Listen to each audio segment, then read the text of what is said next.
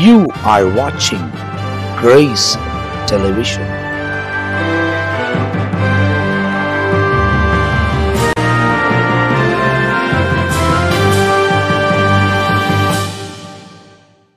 ஆண்டவரும் அருமை இரட்சகராக இயேசு கிறிஸ்துவின் நாமத்தினால் உங்கள் யாவருக்கும் எங்களுடைய அன்பின் வாழ்த்துக்களையும் ஸ்தோத்திரங்களையும் தெரிவித்துக் கொள்கிறோம். தேவனுடைய பெரிதான கிருபையால் மீண்டுமா இந்த நித்திய ஜீவன் நிகழ்ச்சியில் உங்களோடு கூட கர்த்தருடைய வார்த்தைகளை பகிர்ந்து கொள்வதில் நான் மிகுந்த மகிழ்ச்சி அடைகிறேன். கடந்த நாட்களெல்லாம் தேவன் நம்மை பாதுகாத்து வழிநடத்தி கொண்டு வந்திருக்கிறார். இந்த நிகழ்ச்சி நீங்கள் பார்க்கும்போது இஸ்ரவேலுக்கும் ஈராக்குக்கும் இருக்கிற அந்த சூழ்நிலை என்னவா இருக்கும் என்பதை அந்த நாள் குறித்து தான் தெரியும். ஏன்னா இது முன்கூட்டியே நாங்கள் இந்த பகுதியை எடுக்கிறபடியால் அந்த நாளுக்கான தேதி, அந்த நாளில் நடைபெறுகிற சம்பவம் எங்களுக்கு இப்போது தெரியல. ஆனாலும் சில காரியங்கள் நடந்து முடிந்திருக்கும் என்பதை நாங்கள் நம்புகிறோம். என வேதத்தில் சொல்லப்பட்டிருக்கிறபடியெல்லாம் நம்முடைய காலங்களில் நடந்து கொண்டு வருகிறது. பயங்கரமான ஒரு சூழ்நிலைக்குள்ள உலகம் போய் கொண்டிருக்கிறது. இருள் மூடிக்கொண்டிருக்கிறது. தீயவன் இந்த உலகத்தில் அதிக வேகமாய் செயல்பட்டு கொண்டிருக்கிறான். அவனை மேற்கொள்ள வேண்டுமானால் பரிசுத்த ஆவியானுடைய உதவி நமக்கு தேவை. எனவே நம்மத்தில் இருக்கிற உலாவி கொண்டிருக்கிற நம்மளோடவே இருக்கிற எத்தனையோ முறை நாம் அவரை விட்டு விலகி போனாலும் அவர் நம்மளை விலகாதபடி இன்னும் விரித்த கைகளோடவே மனம் திரும்பி வா, வருத்தப்பட்டு பாரம் சுமக்கிறவர்களே, நீங்கள் எல்லோரும் என்னிடத்தில் வாருங்கள், நான் இளைப்பாறுதல் தரேன் அப்படின்னு சொல்லி இன்னும் விரிக்கப்பட்ட கை விரிக்கப்பட்டிருக்கிறது. ஆனால் எக்கால சத்தத்துக்கு பிறகு அந்த கை விரிக்கப்பட்டிருக்கிறது நியாயத்திருக்கிற கையா மாறிவிடும். அந்த கை உங்களை அணைப்பதற்கு விரித்திருக்கிறப்பவே நீங்க மார்பிளை சேர்ந்துட்டீங்கன்னாக்கா நிச்சயமாய் மீட்கப்படுவீர்கள். 7 வருஷம் அங்கே இருப்போம், 1000 வருஷம் மீண்டுமாய் உலகத்தில் வாழ்வோம், நித்தியமாய் தேவனோடு கூட பிரவேசிப்போம். அதனால ரொம்ப தெளிவாய் இவைகளை புரிந்து கொள்ள வேண்டும். ஏன்னா பைபிளில் சொல்லுது, பரிசுத்தம் உள்ளவன் இன்னும் பரிசுத்தமாகட்டும், நீதி உள்ளவன் இன்னும் நீதி செய்யட்டும், அக்கிரமம் செய்கிறவன் இன்னும் அக்கிரமம் செய்யட்டும், இதோ நான் சீக்கிரமாய் வருகிறேன், அவனுக்குரிய பலன் என்னோடு கூட வருகிறது. அப்போ ரொம்ப தெளிவாக ஆண்டவர் சொல்லியிருக்கிறார், நமக்கான பலன் வந்து கொண்டு இருக்கிறது. அந்த பலன் ரொம்ப சமீபத்தில் இருக்கிறது. எல்லா காரியமும் நம்முடைய காலங்களில் நிறைவேறி வருகிறது. எனவே கவனிச்சு கொள்ளுங்க, தேவனோட நடங்க. உங்க ஆத்துமாவுக்கு நீங்க தான் உத்தரவாதம். உங்களுக்கு நான் பேச முடியாது, எனக்காக நீ பேச முடியாது. இதெல்லாம் நாங்கள் உங்ககிட்ட பேசுறதுனாலே அங்கே போக முடியாது. இதன்படி நடக்கக்கூடியவங்களாம் இருக்கணும். எனவே இந்த நிகழ்ச்சியில் உங்களுக்கு ஒரு வீடியோ போட்டு காமிக்கணும்னு விரும்புகிறேன். அந்த வீடியோவை நீங்கள் பார்த்துறீங்க. ஏன் இந்த வீடியோ உங்களுக்கு காமிக்கிறோம் அப்படின்னு சொன்னாக்கா, ரொம்ப கடைசி மணி நேரத்தில் வாழ்ந்து கொண்டு இருக்கிறோம்.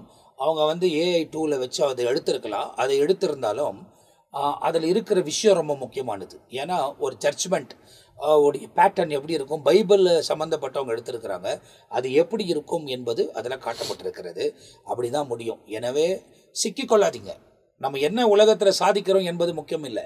நம்ம லட்சக்கணக்கான ஜனத்தினால் வணங்கப்படலாம். அந்த வணக்கம் நமக்கு தேவையில்லை. வணக்கத்துக்குரியவர் அவர் ஒருவர் தான், மரியாதைக்குரியவர் அவர் ஒருவர் தான். நாம் எல்லாம் தேவனுடைய வேலைக்காரர்கள். அதே நேரத்தில் நீங்கள் தேவனை நம்பக்கூடிய ஜனங்கள். எனவே ஆண்டவரை சேவிக்கிறவர்கள், ஆண்டவரை பின்பற்றக்கூடியவர்கள், தேவனுக்கு ஏற்றபடி நடப்பதுக்கு உங்கள் வாழ்க்கை அர்ப்பணித்துக் கொள்ளுங்கள். ஆண்டவர் உங்கள் வாழ்க்கையில் மேன்மையான காரியங்களை செய்வார். அந்த வீடியோவை பார்த்துருங்க.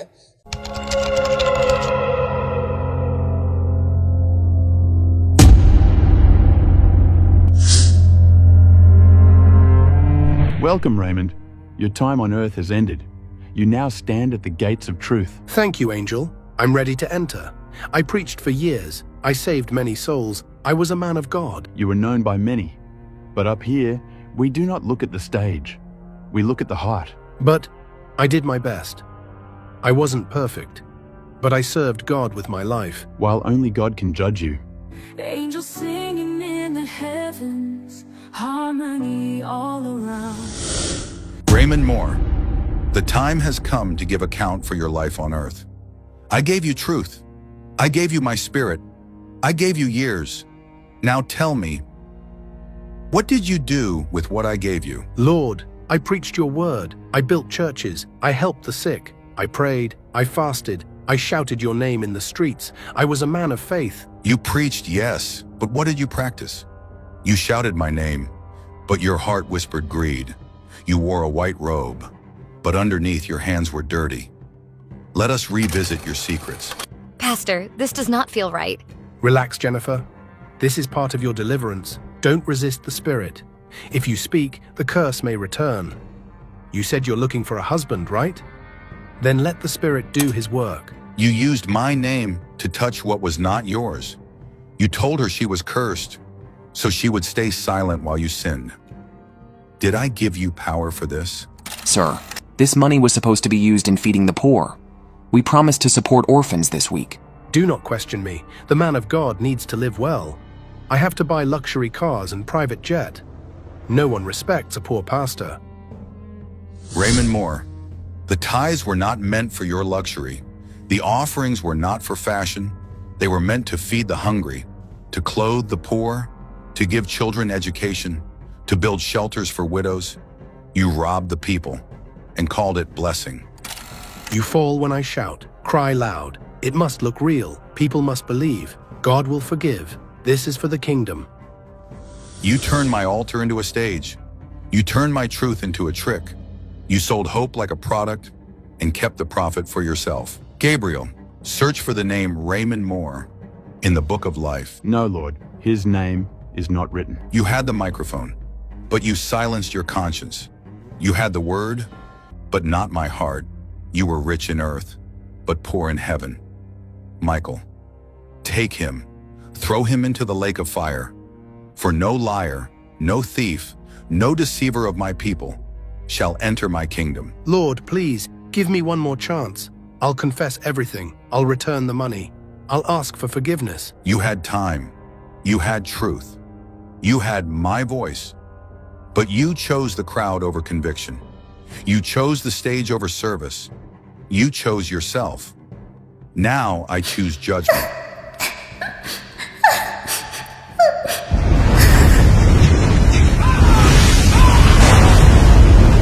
Heaven does not care how loud you shouted, but how true your heart was.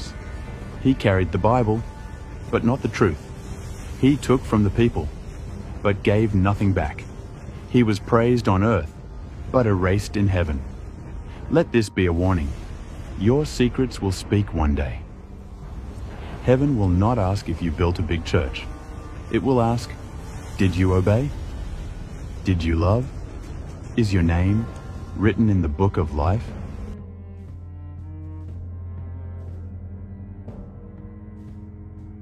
நீங்கள் அந்த வீடியோவை பார்த்துருப்பீங்க அப்படின்றத நான் நினைக்கிறேன். இதில் ஏற்பட்ட சம்பவங்கள் ரொம்ப தெளிவாய் அந்த பேட்டர்னில் தான் நடக்கும். ஆண்டவர் வந்து பச்சை பாகம் பார்க்கவே மாட்டார், அநீதியாக நியாயம் தீர்க்கவே மாட்டார். அங்கே ஸ்டோரிஸ்லாம் செல்லாது. இங்கே வந்து ஸ்டோரிஸ் சொல்லி கோர்ட்டில் மாட்டிக்கினா கூட பொய் சாட்சியங்களை ஏற்படுத்தி நீதியாக இருந்து அந்த நீதிக்காக செயல்பட்டு தப்பிக்கக்கூடியவர்கள் இருந்தாலும் அநீதியை செஞ்சுட்டு தப்பிக்கக்கூடியவர்கள் ஏராளமாக இருக்கிறாங்க. அந்த மாதிரி அங்கே ஏமாற்ற முடியாது. நல்லா கவனித்து கொள்ளுங்க. அவர் நீதி உள்ள நியாயாதிபதி, நீதி தான் செய்வார். 2 சம்பவத்தை அப்போ இந்த நிகழ்ச்சியில் நீங்கள் பாருங்கள். அதை சொல்கிறவங்களுக்கு நம்மத்தில் தொடர்ச்சியாய் பாஸ்டர் டேவிட் லிவிங்ஸ்டன் அவங்க இருக்கிறாங்க. அவங்களை இந்த நிகழ்ச்சிக்கு நாம் வரவைக்க போகிறோம். ரொம்ப சந்தோஷம் உங்களோட பேசுறது. நான் இன்னும் என்ன சொல்றதுக்கு ரெஃப்ரெஷ் ஆகிக்கொண்டே இருக்கிற ஒவ்வொரு வார்த்தை ஆவியானவர் வெளிப்படுத்தும் போதோ உண்மையாகவே நிகழ்ச்சி எனக்கே பிரயோஜனமா இருக்குன்னு சொல்லும் போதோ அதை பாக்குற ஒருத்தருக்கும் அது யூஸ்ஃபுல்லா இருக்கும் நான் நம்புகிறேன். கண்டிப்பா. அதாவது ஒரு விஷயம் 2 சம்பவம் சொல்றேன்னு சொன்னேன். ஒண்ணு நீங்க பாத்தீங்க அப்படின்னா லோத்தின் மனைவி. ஆமா, அது லாஸ்ட் டைம் உங்களுக்கு சொன்னேன். 2 பிள்ளைங்களும் நல்லா வளர்த்தாங்க. ஏன்னா 2 பிள்ளைகள் ஆண்களை அறியாதவருங்க. அந்த நாட்களில சோதம் குமாரா முழு பாவத்தில் இருக்கு. அப்படிப்பட்ட நேரத்துல அந்த தாய் அந்த பிள்ளைகளை இவ்வளவா பராமரித்து இருக்க வேண்டும். பராமரித்து இருக்க. அதைத்தான் வந்து லோத் ஒரு நீதிமான் என்று சொல்லப்பட்டிருக்கிறது. ஆமா, வளர்த்தாங்க. அதுக்கப்புறமா அவங்க வளர்த்திருப்பாங்கன்னா அவங்க கர்த்தருக்குள்ள இருந்திருப்பாங்க. ஏன்னா ஆபிரகாமுடைய சகோதரனுடைய மனைவி. அப்படி இருக்கிறப்போ அந்த ஆபிரகாமை ஆண்டவர் எப்படின்னா நடத்தினார் என்றதை அவங்க பார்த்துக்கிட்டே இருந்தாங்க. அந்த பாண்டிங் அவங்களுக்குள்ள இருந்திருக்கும். அவங்க வேற ஒரு இடத்துக்கு வந்து அவங்க வசிக்கக்கூடியவர்களா இருந்தாலும் அந்த இடத்துல தன் பிள்ளைகளை வளர்த்த விதத்துல அவர்கள் எப்படிப்பட்டவர்கள் என்பதை நாம் தெரிந்து கொள்ளலாம். அப்படி தெரிந்து கொள்ளப்பட்ட அவ்வளோ காரியத்தில் அவர்கள் நீதியா இருந்தாலும் அவங்க விபச்சாரத்துக்கு இடம் கொடுக்கல, வேசித்தனத்துக்கு இடம் கொடுக்கல, பிள்ளைகளை ஒழுங்கா கவனிச்சுக்கிறாங்க, கணவனை ஒழுங்கா கவனிச்சுக்கிறாங்க, குடும்பத்தை காத்து கொண்டாங்க. இவைகள் எல்லாம் இருந்தாலும் ஒருவேளை வந்து அந்த இடத்தை விட்டு வெளியேறதுக்கு அவங்களுக்கு மனம் இல்லாத இருந்திருக்கலாம்.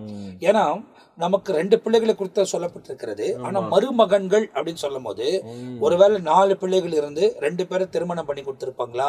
ஏன்னா இவர்கள் ஆண்கள் அறியாதவர்கள்.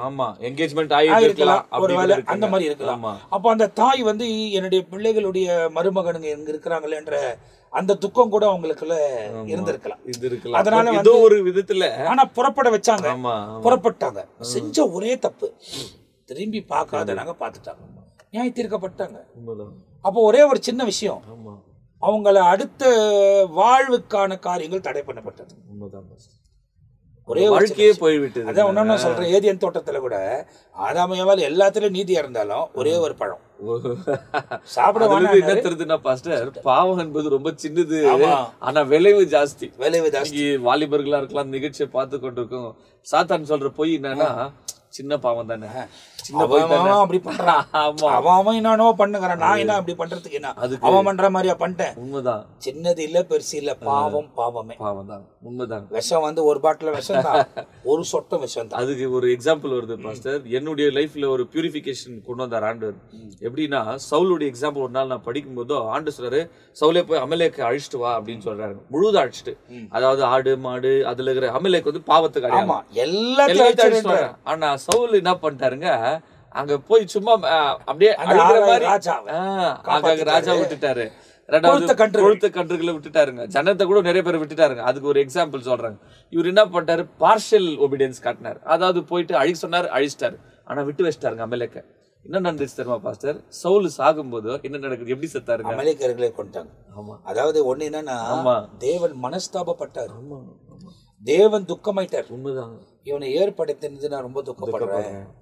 அபிஷேகம் பண்ணப்பட்ட நல்ல வேலைக்கு சாமுவேல் தப்பிச்சிட்டாருங்க. ஏன்னா சாமுவேல் வந்து சவுலை தெரிந்து கொள்ள, தாவீதையும் சாமுவேல் தெரிந்து கொள்ள ஆண்டவர் சொல்லிதான். அதனால கர்த்தரே சொல்றார், ஆண்டவர் பாருங்க, தான் செஞ்ச காரியத்துக்கான தானே பழி வாங்கிக்கிறார். நான் அவனை இது பண்றதுனால நான் மனஸ்தாபப்படுறேன் அப்படின்றார். அதே நேரத்துல சாமுவேல் கூட போய் ராஜாவை கேட்கும் போது அவர் சொல்றாரு, என்ன தள்ளிட்டாங்க, உன்னை இல்லப்பா, அவங்க என்ன தள்ளிட்டாங்க, உன்னை தள்ள என்ன தள்ளிட்டாங்கன்றார். அப்போ எல்லாத்தையும் தானே ஏற்றுக்கொள்ளுகிறார், தான் செய்கிற காரியத்தை தானே ஏற்றுக்கொள்ளுகிறார். இன்னைக்கு மனிதர்களுக்குள்ள அந்த சுவாபம் இல்ல. தான் எது செய்தாலும் மற்றவர்கள் மேல பழி போட வேண்டிய ஒரு காலத்துல ரொம்ப வாழ்ந்து கொண்டிருக்கிறோம். எது செஞ்சாலும் ஒரு எக்ஸ்பிளனேஷன் கொடுக்குறாங்க. இல்ல இது இது இது ஊத்திச்சிங்களா நீங்க தான் அப்படின்னா, ஆமா தப்பாயிடுச்சு, அந்த வார்த்தை தப்பாயிடுச்சு, சின்ன வசம் கூட தப்பாயிடுச்சு, நான் தப்பு பண்ணிட்டேன், நான் தான் வந்து தடுக்கி ஊண்டுட்டேன், இல்ல கை தவறி அப்படி இல்ல, நான் வந்தேன்னா இவங்க எதிரில் வந்துட்டாங்க, நான் வந்தேன்னா அது வந்து திடீர்னு காத்து அடிச்சிச்சு, நான் என்ன பண்ணிட்டோம். ஆதாமே எடுத்துங்க பாஸ்டர். ஆண்டவர் கேக்குறாரு, என்ன ஆதாமே என்ன தவறு பண்ண அப்படின்னா, ஆமாண்டே தப்பாயிடுச்சுன்னு வந்து காலில் விழுந்துதான் மன்னிச்சுட்டு பாரு, இறக்கம் உள்ளவர். ஆனா என்னன்னு சொல்றான், நீ கொடுத்த அந்த ஸ்திரீ அவங்க எனக்கு பழத்தை கொடுத்தாங்க, அவங்க என்னட்டாங்க, சர்பம் பழி சர்பம் பண்ணிச்சுட்டாங்க. அப்படின்னா பழி சுமக்கிற எண்ணம் மனுஷனுக்குள்ள அப்பவே வந்துருச்சு. எப்ப அந்த பழத்தை சாப்பிட்டானோ அப்பவே அந்த பழி சுமக்கக்கூடிய எல்லாம் வந்துருச்சு. இன்னைக்கும் உலகம் அப்படித்தான் இருக்கு, அதிகமா இருக்கு. அப்படிப்பட்ட ஒரு சூழ்நிலையில, ஏன்னா போன நிகழ்ச்சியில நம்ம பார்க்கும் போது அந்த வெளிப்படுத்தின விசேஷம் 21ஆம் அதிகாரம், வெளிப்படுத்தின விசேஷம் 21ஆம் அதிகாரத்துல அந்த 3 சம்பவத்தை அந்த 8ஆம் வசனத்துல கவனிச்சோம். ஒன்று பயம் உள்ளவர்கள், பயப்படுகிறவர்கள், அவிசுவாசிகள், 3வது அருவருப்பானவர்கள், இப்ப 4வது ஒண்ணு கொடுக்கப்பட்டிருக்கு, கொலைபாதகர். அதான் போன முறையா சொன்னீங்க, சகோதரனை பகைக்கிறவன் கொலைபாதகன், அவன் நித்திய ஜீவன் சுதந்திரிப்பதில்லை. அந்த வசனத்தை தெளிவா சொல்லியிருந்தாரு. ஆமா, கொலைபாதகன். அடுத்தது செக்சுவலி இம்மார்டல், விபச்சாரக்காரன். அதாவது அதுதான் சொல்றேன், ஆண்டவர் அவனவனுக்கு கொடுத்திருக்கிற நீதியின் பிரகாரம் அவங்கவுங்க செயல்பட்டா அது வந்து உடல் உறவு என்பது, செக்ஸ் என்பது தவறு இல்ல. அனுபவிக்க வேண்டிய இடத்துல தான் அனுபவிக்க வேண்டும். அது இல்லாத இடத்துல போறது வந்து தேவனுக்கு அருவருப்பான காரியம் அப்படின்றத நம்ம பார்க்கலாம். அதாவது ஆண்டவர் ஒரு பவுண்டரி கொடுத்திருக்காங்க. விவாகம் என்பது கனம் உள்ளது. அதனால ஒருத்தருக்கு மனைவி இருக்கிறது, அவங்க வந்து ஆண்டவர் கொடுத்த அந்த பவுண்டரி தான் யூஸ் பண்ணும். அதே மாதிரி ஆண்டரைஸ் ஒரு லெவல் எக்ஸ்ட்ரா போயிட்டு, உன் கண்ணானது ஒருத்தரை நீ தவறா இச்சையோடு பார்த்தாலே நீ விபச்சாரம் செய்துட்ட. ஆமா. சோ அகைன் நீங்க சொன்ன மாதிரி கண்ணுக்கு வருது பாருங்க. ஏன்னா கண்ணுனா என்ன அப்படின்னா, அதுல ஒரு விஷயத்த நான் தெரிஞ்சுக்கிறது என்னன்னா, ஏன் கண்ணுல செஞ்சாலே நீ பாவம்ன்றாரு அப்படின்னா, ஒரு பெண்ணையோ ஒரு ஆணையோ அப்படி பாக்குறாங்கன்னு வச்சுங்களேன், அந்த மாதிரி ஒரு மோட்டிவோட பாக்குறாங்க. அந்த பெண்ணும் ஆணை வந்து இவங்கிட்ட பேசினா அவங்க சம்மதிச்சா இவங்க போயிருவாங்க. உண்மைதான் பாஸ்டர். ரெண்டாவது, இப்ப இருக்கிற மொபைல் போன் கூட நன்மை இருந்தாலும் கூட தவறான காரியங்களை பார்க்க வரதுக்கான காரியங்கள் வருது. 99% 0.1% தான் நான் சொல்ல வேண்டியது, நேர்மைக்காக நல்ல நிகழ்ச்சிக்காக பயன்படுத்தப்பட்டு தவிர 99.99% வந்து மொபைல் பாவத்துல தான் ஜனங்களை கொண்டு போகுது. உண்மைதான். அதனால இந்த நிகழ்ச்சியை பார்த்திருக்கிற நீங்களும் கூட வாலிப பசங்க விசேஷமா தவறான உங்க கண்களை மொபைலுக்கு இச்சை கூடாது. உங்களுக்கு பிடிக்காத ஏதாவது வந்தா உடனடியா ஆண்டுக்கு பிரியமில்லாத கருத்தை அதுக்கு இல்லன்னு சொல்லி நோ சொல்லுங்க, ரிஜெக்ட் பண்ணணும். ரிஜெக்ட் பண்ணுங்க. ஏன்னா இல்லாட்டி நித்திய ஜீவன் இல்ல. அது எத்தனை முறை வந்தாலும் ரிஜெக்ட் பண்ணிடுங்க. அதுக்குள்ள கான்சியஸ் விடாதீங்க. ஒருவேளை நீங்க அதுல தொடர்ந்து சோதிக்கப்பட்டீங்கன்னா ஆஃப் பண்ணி வச்சிருங்க. ஏன்னா அதனுடைய விளைவு என்ன, அது பவுல் எதிரார் பாஸ்டர் என்னன்றாரு, ஒருவன் விபச்சாரம் தன் சொந்த சரத்துக்கு விரோதமா செய்தனால அது ஒரு பெரிய நஷ்டத்துக்குள்ள போகுது பாஸ்டர். கண்டிப்பா எவ்வளவு சரமே பாதிக்கப்பட்டு. கண்டிப்பா அது சில பேர் நான் நேரடியா பார்த்திருக்கேங்க. அவங்க பட்ட வேதனை எத்தனையோ முறை அவங்களுக்கு ஜபம் பண்ணி டெலிவரிஸ் கூட்டின்னு போய் பண்ணி கூட அந்த செய்த தவறு என்ன ஆகுதுன்னா அது ரீகவர் ஆகிறதுக்கு எவ்வளவு கஷ்டம் ஆச்சு பாஸ்டர். அதனால இப்ப பாவன்றது ஒரு விளையாட்டா இருக்கலாம். கண்டிப்பா இப்போ அந்த நீங்க சொல்லும்போது கூட தாவீதுடைய வாழ்க்கையில 4 பிள்ளைகள் மரித்து போனாங்க. ஆமா. காரணம் அவர் செய்த ஒரு தவறு, அந்த பட்சேப செய்த தவறுனால 4 பசங்க வாலிப காலத்திலேயே செத்து போயிட்டாங்க. அப்போ அதனால இந்த விபச்சாரம் என்பது ஒரு கொடிய சாத்தானுடைய தந்திரமா இருக்குது. அதுல விழாதபடிக்கு நீ எச்சரிக்கையா இருக்கணும். ஏன்னா இன்னைக்கு ஆன்லைன்ல இருக்கிறதுனால நிறைய பிள்ளைகள் அதுக்கு பாதிக்கப்பட்டு ரகசியமா யாருக்கும் தெரியாததான் ஈடுபடுறாங்க. ஆனாலும் எல்லாம் தேவனுக்கு முன்பதா இருக்கிறது. எதுவும் மறைவானது பாஸ்டர். ஒரு வசனம் இருக்குங்க பைபிள்ல, அதாவது God will judge the secrets வருதுங்க பாஸ்டர். அதாவது நியாய தீர்ப்புல ஆண்டவர் அந்த சீக்ரெட்ஸ் குறித்து தாவீது ஜெபம் பண்ணும்போது பண்றாருல, ரகசியமான பாவங்களுக்கு என்ன விலக்கி காக்க. உண்மைதான் உண்மைதான் ஜெபம் பண்றாரு. ஆமா. அது பவுல் ஒரு நிருபத்தை எழுதுறாரு, the God whom I preach he will judge the secrets in the judgment day அப்படின்றாரு. அதனால யாரும் பார்க்கல, அப்பா அம்மா பார்க்கல. அதுக்குதான் இந்த நிகழ்ச்சியில ஒரு வீடியோ போட்டு காமிச்சிருக்கிறேன். ஆமாங்க. அதுலயும் என்ன நடக்குது அப்படின்னு ரகசியமான காரியங்கள் எல்லாம் வெளிரங்கமாகும். ஆமா பாஸ்டர். அந்த ஒரு இன்னொரு வசனம் கூட சொல்றாரு ஆண்டவர், வெளிரங்கமாகாத பாவம் ஒன்றும் இராது அப்படின்னு. So a sin one day it will be revealed. நிறைய பேர் நினைக்கலாம், யாரும் நான் செய்யற தப்பு பார்க்கல, யாரும் பார்க்கல, அப்பா அம்மா பார்க்கல, நான் என் வாழ்க்கை எப்படின்னா வாழ்ந்துக்கலாம். இல்ல, ஒரு நாள் அந்த பாவம் அது ரிவீல்டு. அது ஒரு பெரிய நஷ்டத்துக்கும் அவமானத்துக்குள்ள கொண்டு. ஆனா அதே நேரத்துல இன்னொன்னு என்னன்னாக்கா, அப்படிப்பட்ட பாவத்துல ஈடுபட்டு இருக்கிறவங்க, ஐயோ நம்ம செய்யறது பாவம், நம்ம இனிமே செய்யக்கூடாது அப்படின்னு சொல்லி ஆண்டவர்கிட்ட அதை உணர்ந்து மன்னிப்பு கேட்டு அதை விட்டு விட பலன் கேட்கணும். ஏன்னா இப்படிப்பட்ட பாவங்களை விட்டு விடுவதுக்கு அவ்வளோ சீக்கிரமா மாம்ச இடம் கொடுக்கறது. நிறைய பேர் சிக்கின்னு அவங்க விட்டு விட மனமா இருந்தா கூட திரும்ப போய் அதுல என்ன பண்றாங்க, விழ வேண்டிய ஒரு சூழ்நிலை ஏற்படுது. ஆனா அதை அறிக்கை செய்து விட்டு இரக்கம் பெற்று, அதாவது இறங்க பெற்று நம்ம தொடர்ந்து பரிசுத்த ஆவியானுடைய உதவியை நாடி நான் இனிமே இப்படி போக கூடாதுன்றது முன்னேறி போயிட்டாங்கன்னாக்கா, பைபிள் சொல்றது அவர் அந்த பாவங்கள் எல்லாவற்றையும் சமுத்திரத்தின் ஆழத்துல போட்டுறாரு. அந்த நியாய தீர்ப்புல கொண்டு வர மாட்டார். மனம் திரும்பிட்டார். ஆனா மனம் திரும்பாத பட்சத்துல அப்படியே செஞ்சுட்டு இருக்கும் போது வந்துட்டாக்கா எல்லாம் நியாய தீர்ப்புல நின்னாங்க கணக்கு கொடுக்க வேண்டிய சூழ்நிலை மாறிவிடும். அப்ப இந்த இடத்துல சொல்லப்பட்டிருக்கிற காரியங்கள் விபச்சாரம். அதுக்கப்புறமா இன்னொன்னு சொல்லுது அந்த இடத்துல இம்மாரல். அதுல தமிழ்ல சூன்யக்காரர், அதாவது சூனியக்காரர். முதல்ல விபச்சாரக்காரர்கள், சூனியக்காரர். அப்ப இந்த சூனியக்காரர்களை பத்தி லாஸ்ட் எபிசோட்ல நீங்க பேசுறீங்க. அந்த பகை ஒரு காரணம் சூன்யம். ரெண்டாவது இப்போ சில வீடுகள் நான் பார்க்கும்போது பாஸ்டர், இந்த வாலிப பையனுங்க இந்த பெண்களை வசப்படுத்தினா பெண்கள் ரொம்ப உஷாரா இருக்கிறாங்க. அவங்க என்ன பண்றாங்க, எதிர்க்கிறாங்க. உடனே என்ன பண்றாங்க, இந்த மாதிரி சூன்யத்தை வச்சு அந்த பிள்ளைகளை மயக்கக்கூடிய ஒரு காரியத்தை கூட இன்னைக்கு நடந்துருக்குது பாஸ்டர். அதனாலதான் நான் இந்த விஷயத்துல நிறைய வாலிப பிள்ளைகள் நான் வீடு வீடா போறதுனால அவங்களுக்கு டெலிவரன்ஸ் ப்ரேயர் பண்ணும்போது தான் தெரிய வந்துச்சு.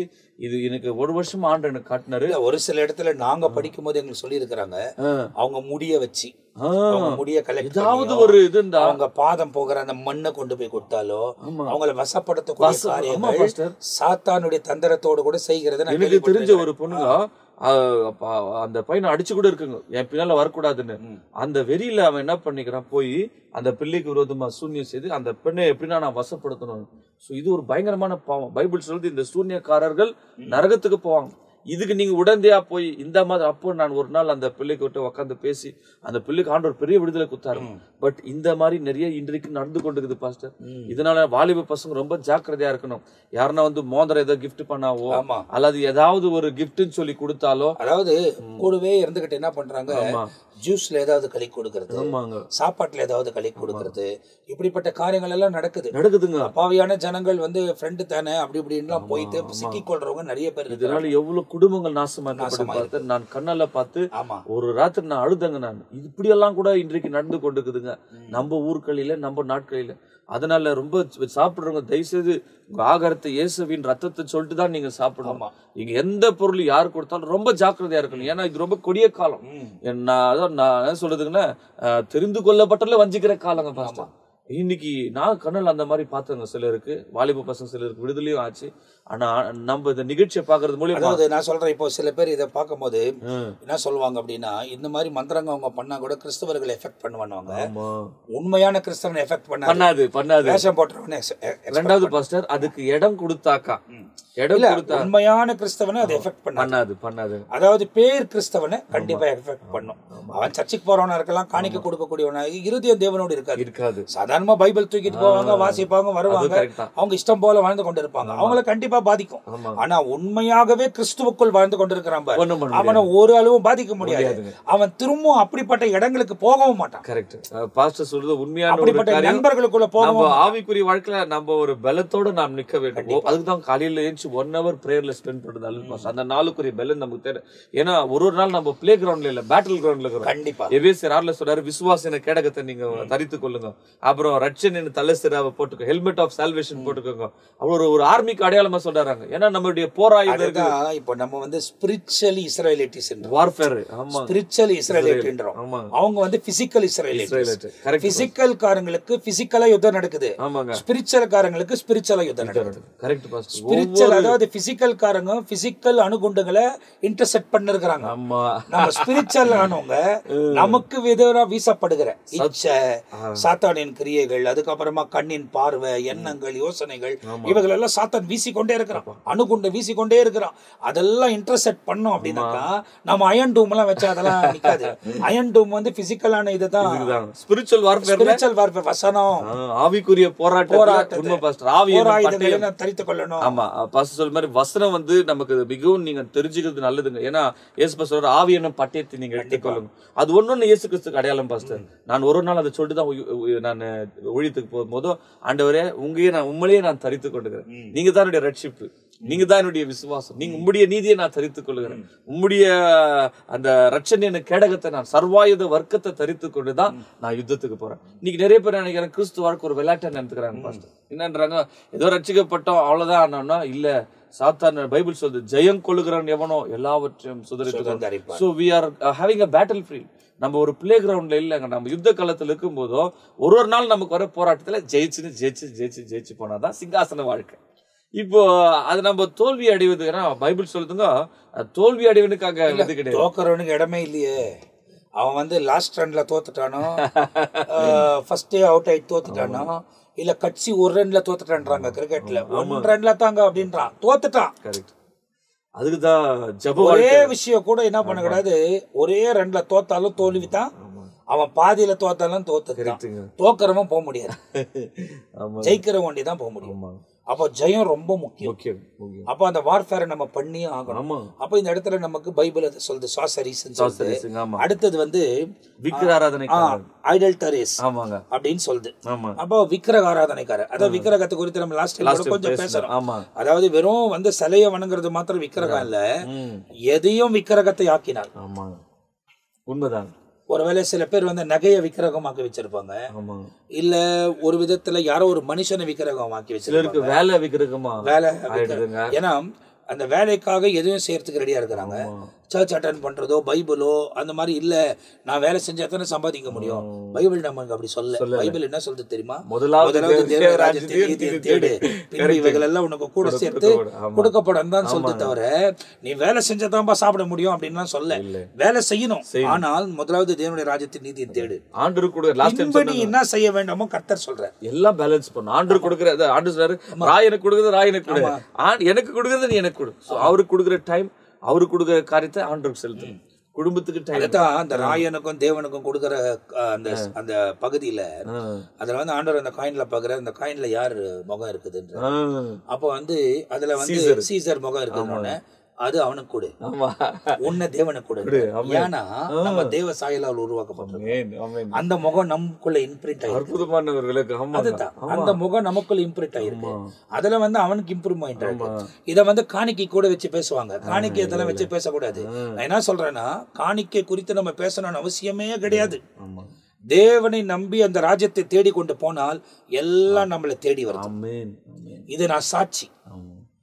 நம்ம காணிக்கை நீங்க கொடுக்கணும், இத்த கொடுக்கணும், யாரையும் கட்டாயப்படுத்தணும்னு அவசியமே கிடையாது. நம்ம தேவனுடைய ராஜ்யத்தின் நீதியை தேடுவோம், ஆண்டவர்கிட்ட ஜெபம் பண்ணுவோம். ஒருவேளை நமக்கு தேவைகள் இருக்கும், ஆனால் தேவனிடத்துல நம்ம ஜெபம் பண்ணுவோம். ஆனா இவங்க எந்த விதத்துல தேவைகள் வச்சு கூடாதுன்னா, மற்றவங்களை பார்த்து அந்த மாதிரி நான் வரணும், அந்த தேவை எனக்கு வேணும், இது இவ்வளவு வேணும், அது எவ்வளவு வேணும்னு போக கூடாது. ரெண்டாவது சாத்தான் ஒண்ணு தந்திரம் யூஸ் பண்ணுறான் பாஸ்டர். பிராக்டிகலா கடன், இந்த நான் இந்த வில்லேஜ் பக்கம் போகும்போது சங்கம் லோன் வாங்கிடுறாங்க பாஸ்டர். வாங்கி அவங்க வாழ்க்கை நரகமாயிட்டு.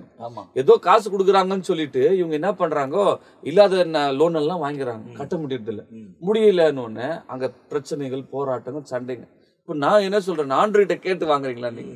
எப்பவுமே எந்த விஷயமா இருந்தாலும் ஆண்டவர்கிட்ட கேட்டு, ஆண்டவர் உங்க உதவி இருக்கா, இந்த மாதிரி தேவை இருக்கு, நான் செய்யிட்டா வானவான்னு அவர்கிட்ட கேட்டு பாருங்க. இவங்க அது இஷ்டத்துக்கு இவங்க வாங்கிட்டு கடைசியில கடன்ல மாட்டிட்டு பிறகு ஆண்டவர் மேல பழி சொல்றாங்க.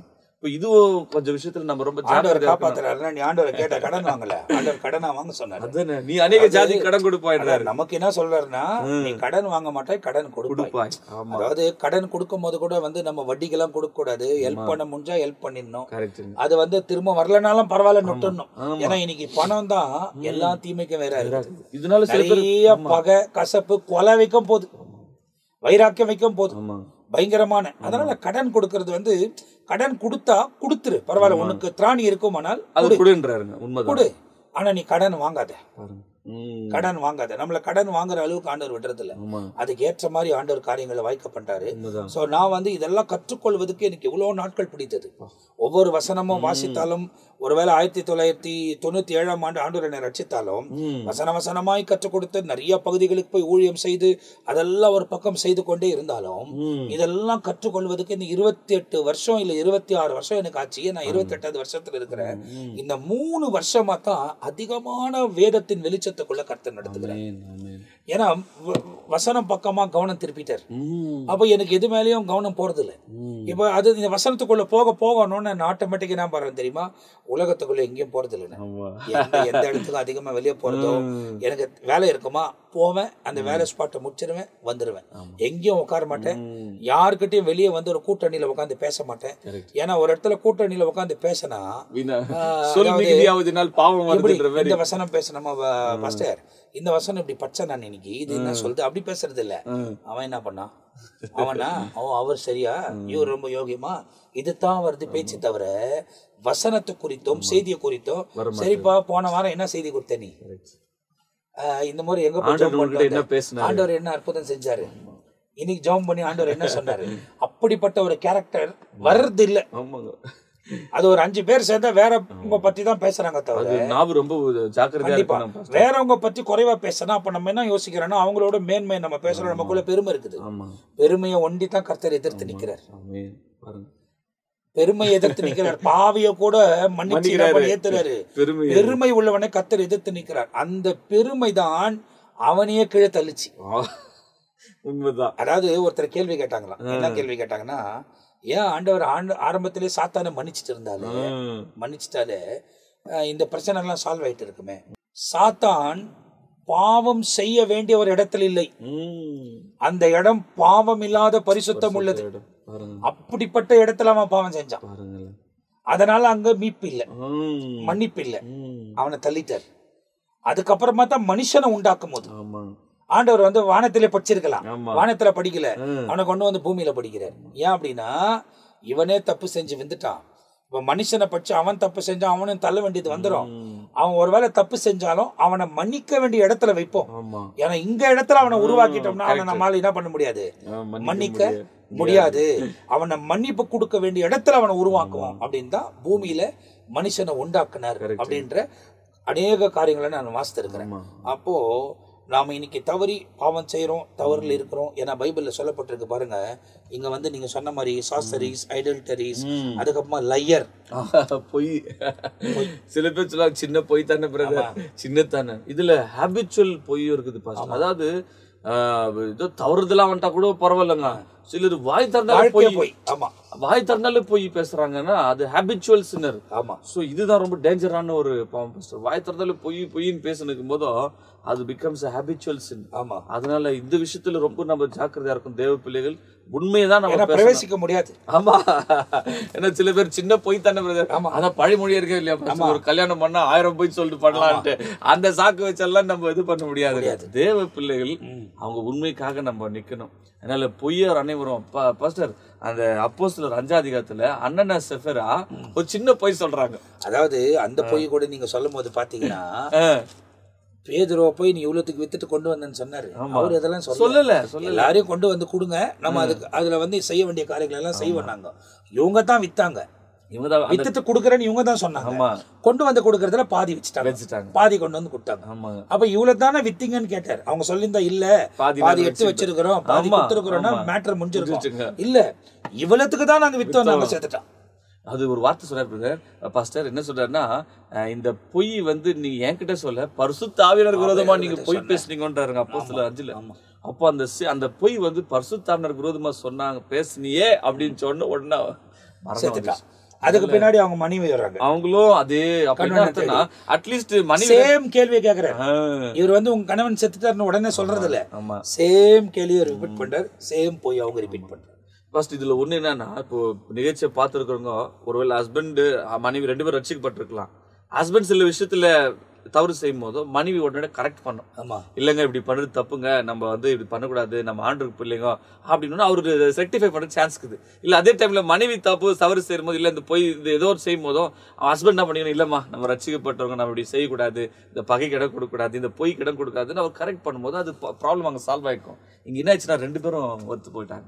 இந்த பொய்க்கு 2 பேரும் சம்மதிச்சாங்க, 2 பேரும் ஒரே நாளில மரிச்சு போட்டாங்க. சோ அதனால இந்த பாவம்ன்றது நீங்க சொன்ன மாதிரி ஏதோ சின்ன விளையாட்டு கிடையாது. அது இட் இஸ், அதாவது அப்போ ஒரு வார்த்தை மனுஷர் பேசும் வீணான வார்த்தைகள் எல்லாம் கர்த்தருடைய நாள்ல கணக்கு கொடுக்கணும். அப்போ இல்ல இந்த இடத்துல நீங்க பாத்தீங்கன்னாக்கா layer ஆயிட்டவனே shall have their part in the lake which is burning with fire. The lake burning with fire. அக்னி மரணமும் அவைகள் 2ஆம் மரணமாகிய அக்னி கந்தகம் எரிகிற கடலிலே பங்கடைவார்கள். சோ இங்க ஃபர்ஸ்ட் இந்த 2ஆம் மரணம்ன்ற வார்த்தை இந்த நிகழ்ச்சியை பார்த்துட்டு ஒருத்தருக்கும் 2 டெத் இருக்குதுங்க. ஒரு டெத் வந்து பிசிக்கல் டெத், எல்லாருக்கும் சரீரத்துல வர மரணம், அது எல்லாரும் சந்திக்கிறாங்க. ஒருவேளை ஆண்டவர் இயேசு வந்துட்டாருனாக்கா எடுத்துக்கொள்ளப்படுவாங்க. பட் பிசிக்கல் டெத் எல்லா மனுஷனுக்கு. ஆனா செகண்ட் டெத்ன்றது அது நித்திய நரகம், அதாவது அக்னியில. அங்க என்ன பண்ணாங்க, ஆத்மா சாகாது. ஆமா, ஆனா புலம்பிக்கிட்டே இருக்கும் எப்போ நித்தியம். அதாவது நிகழ்ச்சியை பார்த்திருக்க எல்லாரும் அது புரிஞ்சுக்கணும் பாஸ். என்னன்னா 2 மரணம் இருக்குது. ஒருவேளை அந்த 2ஆம் மரணத்திலிருந்து காப்பாற்ற வேண்டும்ன்றதுதான் இந்த நிகழ்ச்சியுடைய நோக்கமே. அந்த 2ஆம் மரணத்திலிருந்து நம்ம தப்பிக்கணும்னா இயேசுதான் வழி. அவர் நமக்காக மரித்து அடக்கம் பண்ணப்பட்டு உயிரோடு எழுந்ததுனால, அவர் மரணத்தை ஜெயித்ததுனால தனக்காக வாழக்கூடியவர்களும் அந்த மரணத்தை ஜெயிப்பார்கள் என்பது தேவன் சொல்லியிருக்கிறார். கடைசி நாட்களில் அவர்கள் யாவரையும் நான் எழுப்புவேன். ஆமா, யோவான் 6ல சொல்றாரு, என் மாம்சத்தை புசித்த ரத்தத்தை பானப்ப நித்திய ஜீவன் உண்டு, கடைசி நாள்ல அவன் எழுப்புவேன். அப்போ ஒரு பெரிய பிரிவிலேஜ் என்னன்னா 2ஆம் மரணம் நமக்கு கிடையாது. யார் ஆண்டவராகிய இயேசு ஏற்றுக்கொண்டு ஜீவன், நித்திய ஜீவன், இது நித்திய ஆக்கினி தீர்ப்பு, நித்திய அக்கினி அப்படின்னு சொல்லப்பட்டிருக்கு. அப்ப இதுவும் நித்தியம், அதுவும் நித்தியம். அது நித்திய ஜீவன், இது நித்திய மரணம். ஒரு ஊழியக்காரர் அப்படி சொன்னார் பாஸ்டர், என்னன்னா if you are born twice you will face death once, but if you are born only once you will face 2 deaths. அதாவது என்னன்னா ஒருத்தர் born again ஆயிட்டான்னா ஃபர்ஸ்ட் தாயின் வயித்துல பிறக்கிறோம், 2வது வந்து எப்பொழுது நாம் ஆண்டவர் இயேசு ஏற்றுக்கொண்டு பரிசுத்த ஆவிக்குள் நடத்தப்படுறோமோ we are born again. நாம அதான் இயேசு நிக்கோதேமை பார்த்து சொல்றாரு, நீ மறுபடியும் பிறக்கலாம்னா தேவ ராஜ்யத்தை பார்க்கவே முடியாதுன்றாரு. அப்போதான் அவன் கேட்கறான், என்ன நான் தாயின் வயித்துல மறுபடியும் போகணுமா? அப்ப இல்ல, that is born of the flesh is flesh, born of the spirit and the word. அதுதான் அதுல என்ன இருக்கா, ஜலத்தினாலும் ஆவினாலும் பிறவாவி. இப்போ ஞானஸ்தானம் எடுக்கிறவங்க எல்லாம் ஜலத்துல பிறந்துடுறாங்க, ஆவியில பிறக்கணும். அதுதான் இம்பார்ட்டன்ட் பாஸ்டர். ஆவியில பிறந்தா ஆவியின் கனிகள் இருக்கும். அன்பு, சமாதானம், சந்தோஷம், நீடிய பொறுமை, இது டிஃபரெண்டா பாருங்க. 5ஆம் அதிகாரத்துல 22 வசனத்துல சொல்லப்படுகிற காரியம் அவனுக்குள்ள நிறைவேறும். அந்த ஆவியின் கனி இருக்கும். நீ ஜலத்தினால மாத்திரம் ஞானஸ்தானம் எடுத்துட்டு வெளியே வந்துட்டு பழைய வாழ்க்கையே வாழ்ந்தா பிரயோஜனம் இல்ல. ஆவிக்குரிய வாழ்க்கையில நீ உயிர்ப்பிக்கப்படணும். ஒரு மரம் கனினால தெரிய வரும்ட்டார் ஆண்டவர். அப்போ பாஸ்டர் சொல்ற ஒரு நோக்கம் பாருங்க, ஆவியானவர் அந்த ஆவிக்குரிய 9 கனி, அன்பு, சமாதானம், சந்தோஷம், நீடிய பொறுமை, தயவு, நற்குணம், விசுவாசம், இச்சை அடக்கம். இந்த 9 கேரக்டரிஸ்டிக்ஸ் உங்க வாழ்க்கையில இருக்கணும். சோ இது இல்லைன்னா நீங்க பரிசோதித்து பாருங்க. இல்ல அதுதான் நான் என்ன சொல்லுவேன் அப்படின்னா, இப்போ போற இடத்துல பிரசங்கம் பண்ணும்போது உங்க ரூம்ல எழுதி விட்டுருங்க ஆவியின் கனிகள். ஆமா. அதுக்கு மேல வந்து மாம்சத்தின் இச்சைகள் போட்டிருக்கு, அதையும் எழுதி விட்டுருங்க. இதை எழுதாத விடாதீங்க, இதையும் எழுதுங்க, இதையும் எழுதுங்க. காலையில எழுந்த உடனே இதையும் பாருங்க, இதையும் பாருங்க. இதுல எது கூட்டணுமோ அதை கூட்டிங்க, இதுல எது மைனஸ் பண்ணணுமோ அதை மைனஸ் பண்ணிங்க. அதுக்கான பிரயாசம் எடுங்க. இதை மைனஸ் பண்ணுங்க, இதை பிளஸ் பண்ணுங்க. அந்த முயற்சி எடுத்துக்கிட்டே இருங்க. அந்த பேட்டில் இருந்துகிட்டே இருக்கும். கடைசி மூச்சு வரும், பேட்டில் இருந்துகிட்டே இருக்கும். அதுதான் அப்போஸ்தலனாகிய பவுல் சொல்றார், நல்ல போராட்டத்தை நான் போராடி விசுவாசத்தை காத்துக்கொண்டேன், எனக்காக வைக்கப்பட்டிருக்கிற நீதியின் கிரீடத்தை நான் பெற்றுக்கொள்வேன். 20 வருஷம் ஞாபகம் இருக்கு. முடிவு பரிந்து நிலைத்து நிற்பவனே ரட்சிக்கப்படும். அதனால சோதனை வரும், பிரச்சனைகளும் வரணும். ஆனாலும் எழுந்து நாம் பேட்டில்ல ஓடி ஆண்டவருக்காக ஜெயிக்கணும். 2ஆம் மரணத்திலிருந்து தப்பித்துக் கொள்ளணும். அதனால அதுதான் இந்த நிகழ்ச்சியுடைய ஒரு என்னென்ன சொல்லணும், இந்த நிகழ்ச்சி முடியறதுக்கு முன்னே முடிவு பரிந்து நிலைத்து நிற்கவனே ரட்சிக்கப்படுவான் அப்படி நீங்க அந்த வசனத்தை கவனப்படுத்தும் போது நம்ம இப்ப என்ன சொல்றோம்னா, சர்ச்சில் பேசிக்கா வந்து சில பேர் சொல்லுவாங்க, ரட்சிக்கப்பட்ட பொண்ணா பாருங்க, ரட்சிக்கப்பட்ட பையனா பாருங்க, அவங்க ரட்சிக்கப்பட்ட குடும்பமான்னு கேட்பாங்க. இது வரைக்கும் யாரும் ரட்சிக்கப்படல. ரட்சிக்கப்பட்ட குடும்பம் வேணும்னா ஆட்டுக்குட்டியின் கல்யாணத்துக்கு வரணும். அங்கதான் அந்த கல்யாணத்துல பங்காடுவீங்க ரட்சிக்கப்பட்ட. ஏன்னா ரட்சிக்கப்பட்டல இப்ப நம்ம ரட்சிப்பின் பாதையில ஓடிக்கொண்டிருக்கிறோம். முடிவு பரிந்தும் நாம் அதுல நிலைச்சு நின்னாதான் ரட்சிக்கப்படுவோம். அப்போ நம்ம பெற்றிருக்கிற அந்த விசுவாசத்துல, பெற்றிருக்கிற நம்பிக்கையில, தேவனை பின்பற்றி கொண்டிருக்கிற அந்த வழியில முடிவு பரிந்து நிக்கிறோம். இப்ப ஓடிட்டு இருக்கிற நான் நாளைக்கு வழி மாறி போயிடலாம், அப்படி போக கூடாது. கடைசி மூச்சு வரைக்கும் அதே வழியை பின்பற்றணும், அதே வாழ்க்கை முறையை பின்பற்றணும். உலகம் நம்மளை கேலி பண்ணோம், உலகம் நம்மளை பரியாசம் பண்ணோம். அநேகர் வந்து முட்டாள், அவன் பைத்தியக்காரன், உலகத்தை அனுபவிக்க தெரியாது அவனுக்கு அப்படின்லாம் சொல்லுவாங்க. கவலையே படாதீங்க, இந்த 70 வருஷத்தை விட்டுருங்க. 7 வருஷம் அங்க, 1000 வருஷம் அங்க வரப்போது. மகிமையாய் தேவனோடு கூட வாழ போகிறோம், அவரோட வாழ போகிறோம். அந்த நாளுக்கு எதிர்பார்த்து அந்த மேன்மை நமக்குள்ள இருக்க போகிறது. எனவே இந்த நாட்கள் இந்த யுத்தம் நடக்கும்போது தொடர்ந்து ஜெபிச்சுட்டே வரோம், தொடர்ந்து எதிர்பார்த்துக்கிட்டே இருக்கிறோம். எந்த நேரமும் எக்கால சத்தம் கேட்கும். ஒவ்வொரு நாள் காலையில உயிரோடு, அதாவது எழும்பும் போது, தூக்கத்திலிருந்து எழும்பும் போது நான் யோசிக்கிறது என்னன்னா, இன்னைக்கு ஒரு நாள் ஆண்டவர் தந்திருக்கிறான்னு நினைக்கிறேன். உலகத்தில் தான் இருக்கிறோம். ஒன்னொன்னும் பண்ணுவேன். என்ன பண்ணுவேன் தெரியுமா? இப்போ என் பிள்ளைகளுக்கு சில பிள்ளைகள் இருக்கிறாங்க, அவங்க ஃபோன் பண்ணுவது, ஏமா குழந்தை நல்லா இருக்கிறானான்னு கேட்பேன். நல்லா இருக்கிறானா? ஆண்டுடைய வருகை இன்னும் வரல. குழந்தைகள் அப்படியே எடுத்துக்கொள்ளப்படுவாங்க, சிறு பிள்ளைகள். ஏன் என்ன கிராஸ் செக் பண்றான் அப்படின்னாக்கா, என்ன நான் முடிவு பண்ண முடியாது, என்ன நான் நல்லவன், நான் போயிடுவேன்னு சொல்ல முடியாது. இதெல்லாம் பேசுறதுனால அவர் தான் முடிவு பண்ணுவார். அவருக்கு ஏற்ற ஒரு வாழ்க்கை வாழ பிரயாசப்படுறோம். தவறான காரியங்களை விட்டு விலக தேவ சமூகத்தில் அர்ப்பணிக்கணும். ஆண்டவர் நிச்சயமா பெரிய காரியங்களை செய்யணும். உண்மையா அது ஒரே ஒரு ஆலோசனை என்னன்னா, வேத வசனம், ஜபம். எப்படி ஒரு பறவை பறக்கணும்னா அதுக்கு 2 விங்ஸ் தேவை. அந்த மாதிரி Bible reading and prayer. Bible reading and prayer will take you to the higher levels, அதாவது higher level of holiness. ஆமாங்க பாஸ்டர். ஏனோக்கு பற்றி ஞாபகம் வருதுங்க. அவன் தேவனோடு நடந்தான், தேவன் அவனை எடுத்துக்கொண்டான். எவ்வளவு நாள் தெரியுமா? 300 வருஷம். 365 வயசுல எடுத்துக்கினாருங்க. 65 வருஷம் தேவனோட இல்ல, மெத்துசேலா பிறக்கிறாரு, 300 வருஷம் நடக்கிறான் தேவனோட நடந்தான். நம்ம இந்த 70 வருஷம் நடக்கிறதுக்கே கஷ்டப்படுறாங்க. அவன் 300 வருஷம் நடந்திருக்கிறான் தேவனோட. But walking with God is a privilege. அதை மிஸ் பண்ணாதீங்க. ஒரு நாள் ஆண்டவரோட நடக்க பாருங்க. அவர்கிட்ட நீங்க கம்யூனிகேட். என்ன சில பேர் என்ன சொல்லுவாங்க, எனக்கு இப்ப பிரேயர் பண்ண டைம் இல்ல அப்படின்றாங்க. இல்லங்க, நீங்க உட்காரும் போது, ஆபீஸ்ல உட்காரும் போது, படுக்கும், ஒரு constant communication. let your lifestyle be a prayer life. Amen. உங்க லைஃப் ஸ்டைலே பிரேயரா மாறிடணும். பிரேயர் இஸ் நாட் தட் நம்ம இங்க தான் உட்காரணும், அங்க தான் உட்காரணும். your heart has to be communicating with God. Correct. உங்க இருதயம், நீங்க எந்த வேலை செஞ்சீங்க, it can communicate. I am communicating. நான் எந்த வேலை செஞ்சிருந்தாலும், நான் வண்டி ஓட்டிட்டு இருந்தாலும், my heart is communicating with God. I have that experience. So அதனால வந்து என்ன கேட்கறோம் கேட்பாங்க, what is your prayer time ஐயான்னுவாங்க. I don't have prayer time. Every time is a prayer time. நான் விழிச்சிருக்கும் போதெல்லாம் தேவனோட தொடர்பின் எல்லைக்குள் இருக்க எனக்கு கிருபை தருகிறார். நான் தூங்க போகும்போது என் ஆத்மாவுக்கு சொல்லிட்டு போக, என் ஆத்மாவே கர்த்தரை ஸ்தோத்திரி, என் முழு உள்ளமே பரிசுத்த நாமத்தை ஸ்தோத்திரி, என் ஆத்மாவே கர்த்தரை ஸ்தோத்திரி, அவர் செய்த சகல உபகாரங்களையும் நீ மறவாத. நான் தூங்கி எழுந்துப்பேன், நான் கண்டினியூ பண்றேன், அது வரைக்கும் நீ பண்ணு. நான் தூங்கும் போது நீ அதை மறந்துடாத. ஏன்னா அவ்வளோ நன்மைகளை தேவன் நமக்கு செய்திருக்கிறார், பாதுகாத்திருக்கிறார். எனவே we are counting our days, our time down is started. நம்முடைய நேரம் அந்த தானியேல் தீர்க்க தரிசனத்தின் பிரகாரம் இயேசு கிறிஸ்து வந்து மரித்து அடக்கம் பண்ணப்பட்டு உயிரோடு எழும்பின பிறகு பாஸ் பண்ணப்பட்டிருக்கு. பாஸ் ஆக்கப்பட்டிருக்கிற கிளாக் அந்த 7 years பீரியட் இப்போ திரும்ப ஸ்டார்ட் ஆக போகுது. அந்த கிளாக் ஸ்டார்ட் ஆகும் போது நம்ம இங்கே இல்லை, நம்ம அவரோடு கூட இருக்கணும். அதை குறிக்கோளாக வச்சு இந்த உலகத்தில் வாழணும், தேவனுக்கு ஏற்ற காரியங்களும் உலகத்தில் செய்யணும். அதை தான் இந்த நிகழ்ச்சியில் திரும்பமாய் உங்களுக்கு சொல்லிக் கொடுக்குறோம். இந்த நிகழ்ச்சியில் நம்ம மத்தியில் பாஸ்டர் டேவிட் லிவிங்ஸ்டன் அவங்க நிறைய காரியத்தை பாருங்கள், பேசும்போது நிறைய காரியங்கள் ஒருவருக்கு ஒருவர் ஆவியானவர் பேசிக்கொண்டே இருக்கிறார். அவைகள் எல்லாம் பேசுவதற்கு கர்த்தர் உதவி செய்கிறார். ரொம்ப சந்தோஷமா இருக்குது பாஸ்டர். உண்மையிலே வேதத்தை இப்படி தியானிப்பது நமக்கு ஒரு ஆசீர்வாதம், நம்முடைய ஆத்மாக்கு ஒரு பலன் வருகிறது. நிச்சயமா பார்க்குற அவங்களுக்கும் ஒரு பலன் உண்டாகும்.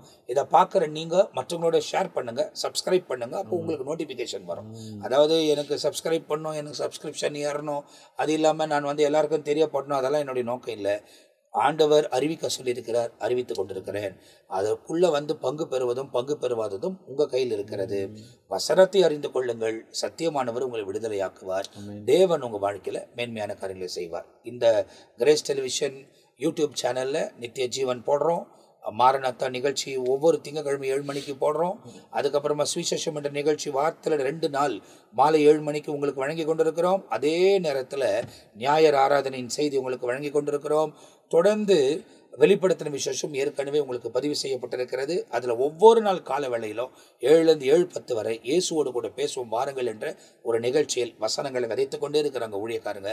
இவைகளெல்லாம் செய்வதற்கு காரணம் அவர் சீக்கிரமாய் வரப்போகிறார். அவரோடு ஆயத்தப்படுங்கள், தேவன் பெரிய காரியங்களை செய்வார். இந்த நிகழ்ச்சியில் நம்ம மத்தியில் அன்பு பாஸ்டர் அவங்க ஜெபிக்கும் போது நாம் ஜெபித்து முடிக்க போகிறோம். அதனால இந்த நிகழ்ச்சியை பார்த்து கொண்டிருக்கிற நீங்கள், இந்த வசனம் கேட்டிருக்கிற நீங்கள், 2ஆம் மரணத்திலிருந்து நாம் தப்பித்துக் கொள்ளணும். I should escape the second death. அந்த நித்திய நரகத்திலிருந்து நான் தப்பிச்சு என் ஆத்துமா நித்திய ஜீவனுக்குள்ள போகணும்னா மறுபிறப்பு அனுபவம் ரொம்ப முக்கியம். ஆண்டவர் இயேசு சொன்னார், மறுபிறப்பு, நீ மறுபிறப்பு பழக்க, நீ if you are not born again you cannot see the kingdom of God. அதனால எப்படி மறுபிறப்பு அடைவது? ஆண்டவர் இயேசு உங்கள் இருதயத்தில் அங்கீகரித்துக் கொள்ளுங்க, அவரை உள்ளத்தில் ஏற்றுக்கொள்ளுங்க. ஆண்டவர் எனக்காக இந்த உலகத்துக்கு வந்தார், எனக்காக சிலுவையில் அவர் மரிச்சாரு, எனக்காக தேவ ஆட்டுக்குட்டியானவர் என் பாவத்தெல்லாம் சிலுவையில் சுமந்து தீர்த்து மரித்து 3ஆம் நாள் உயிரோடு இழந்தார் என்று நீங்கள் விசுவாசித்தால் ரட்சிக்கப்படுவீங்க. அதனால அப்போ ஒரு ஜெயிலர் கேட்குறான், நான் ரட்சிக்கப்படணும்னா என்ன செய்யணும்? ஸோ அந்த ஒரு கேள்வியோடு நாம் ஜெபிக்கலாம். நிகழ்ச்சியை பார்த்துருக்கும் போது நீங்கள் முழங்கால் படிட்டு ஆண்டவரை இயேசு ரிசீவ் பண்ணுங்க. அப்பொழுது நீங்கள் உங்கள் வீட்டார் ரட்சிக்கப்படுவீர்கள். ஜெபிக்கலாம். பரலோக பிதாவே, தர்மியான நிகழ்ச்சியில பார்த்து கொண்டிருக்கிற ஒவ்வொரு தேவனுடைய பிள்ளைகளுடைய இருதயத்தை பரிசுத்த ஆவியினர் தொடுவீராக. சரீரமாக சபையில் அவர்கள் சேர்க்கப்பட, மறுபிறப்பு அடைய, அந்த நித்திய நரகத்தில் இருந்தோம் ஆண்டவர் சொல்லப்பட்ட ஒவ்வொரு கேரக்டர்ஸ் ஆண்டவரே, அது பொய்யா இருக்கட்டும் ஆண்டவரே, அப்பா அது விபச்சாரமா இருந்தாலும் அல்லது எந்த சொல்லப்பட்ட பாவங்கள் பயங்களா இருந்தாலும் அவிசுவாசமா இருந்தாலும் எல்லாவற்றையும் ஆண்டவர் இயேசுவின் ரத்தம் கழுவி சுத்திகரித்து அவர்களை புதிய ஜீவனுக்குள்ள புதிய நியூனஸ் ஆஃப் லைஃப் தாங்க. உங்களோடு கூட ஒரு வாழ்க்கை, ஒரு அற்புதம். எப்படி ஏனோக்கு தேவனோட வாழ்ந்தான், 300 வருஷம் தேவனோட வாழ்ந்தான், கர்த்தர் எடுத்துக்கொண்டார். இப்ப இந்த கடைசி காலத்துல இந்த நிகழ்ச்சியை பார்த்திருக்கிற ஒவ்வொருத்தரும் மறுபிறப்பு அடைந்து கர்த்தரா இயேசு ஏற்றுக்கொண்டு உமக்காக வாழ வாலிபர்கள், சிறுபிள்ளைகள், வயதானங்களை உம்முடைய கருத்துல போடுகிறோம். மாம்சமான யாவர் மேலும் உம்முடைய ஆவியை ஊற்றுவேன்னு சொல்லிக்கிறீங்களே, எல்லாரும் ரட்சிக்கப்பட வேண்டும் என்று தேவனுடைய கிருபை பிரசன்னமா இருக்கிறது. அப்பா, when the grace is given before the door is closed, let them come inside, Lord. And இந்த வாசல் திறக்கப்பட்டிருக்கிறதுக்கு முன்னே கவுண்ட் டவுன் ப்ராசஸ் சொன்ன மாதிரி கவுண்ட் டவுன் ஸ்டார்ட் ஆகிட்டு இருக்குது. ஆண்டவர் இயேசுடைய வருகை மிக சமீபமாகுது. இந்த கடைசி காலத்துல அநேக ரட்சிக்கப்பட எதிர்பார்க்கிறோம். ஆசிர்வதியும் காத்து இந்த நிகழ்ச்சி பார்த்த ஒவ்வொரு பிள்ளைகள், இதுக்காக பிரயாசப்படுகிற பில்லி பாஸ்டருடைய குடும்பத்தை கூட நீர் ஆஸ்வதிக்கும்படியா, இந்த நிகழ்ச்சியை பார்த்துற ஒவ்வொரு ஃபேமிலியை ஆஸ்வதிக்கும்படியா இயேசு கிறிஸ்துவின் நாமத்தில் வேண்டிக் கொள்கிறோம் பிதாவே. ஆமென், ஆமென், ஆமென்.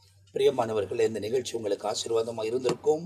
இதை நம்புகிறேன். நீங்கள் பெற்ற நன்மைகளை தொடர்ந்து எங்களோடு கூட பகிர்ந்து கொள்ளுங்கள், ஜெபியுங்க. கடைசி மணி நேரத்தில் இருக்கிறோம். தொடர்ந்து இயேசுடைய வருகை தாமதிக்குமானால் இந்த நிகழ்ச்சி உங்களுக்கு தொடர்ந்து வழங்கப்பட்டு கொண்டிருக்கோம். வெறும் குறுகிய காலத்தில் இருக்கிறோம். எல்லாம் நடந்து முடிய போகிறது. ஆயத்தமாகவும் ஆயத்தப்படுத்துவோம். எக்கால சத்தத்தை கேட்கிற காதுகளாய் மாற்றிக்கொள்வோம். அவருக்குள்ள பிரவேசிப்போம். அடுத்த பகுதியில் உங்களை சந்திக்கிறோம். கர்த்தர் உங்களை ஆசீர்வதிப்பாராக.